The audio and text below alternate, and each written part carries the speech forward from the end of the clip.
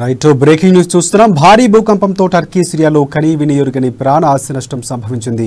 అయితే దక్షిణ మధ్య టర్కీ, జోర్డాన్, సిరియా, లెబనాన్లలో భారీ భూకంపం సంభవించవచ్చని 3 రోజుల ముందే నిపుణులు హెచ్చరించినట్లు తాజాగా వెల్లడైంది. భూకంపాల తీవ్రతను అధ్యయనం చేసే సోలార్ సిస్టమ్ జియోమెట్రీ సర్వే సంస్థకు చెందిన పరిశోధకుడు ఫ్రాంక్ హూగర్ బీట్స్ తాజా విపత్తుల ముందే అంచనా వేశారు. త్వరలోనే దక్షిణ మధ్య టర్కీ, జోర్డాన్, అలాగే సిరియా, లెబనాన్ ప్రాంతాల్లో 7.5 తీవ్రతతో భూకంపం సంభవించే అవకాశం ఉందని ఫిబ్రవరి 3నే హూగర్ బీట్స్ ట్వీట్ చేశారు. ఇక ఈ క్రమంలోనే తాజాగా ఆయన అంచనాలు నిజమయ్యాయి.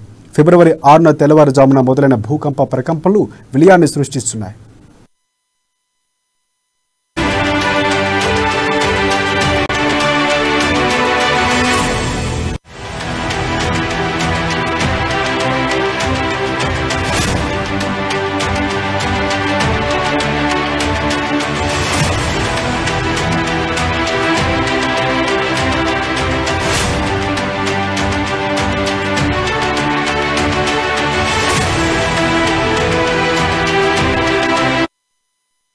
భారీ భూకంపంతో టర్కీ, సిరియాలో కనీవిని ఎరుగని ప్రాణ ఆస్తి నష్టం సంభవించింది. అయితే దక్షిణ మధ్య టర్కీ, జోర్డాన్, సిరియా, లెబనాన్లలో భారీ భూకంపం సంభవించవచ్చని 3 రోజుల ముందే నిపుణులు హెచ్చరించినట్లు తాజాగా వెల్లడైంది.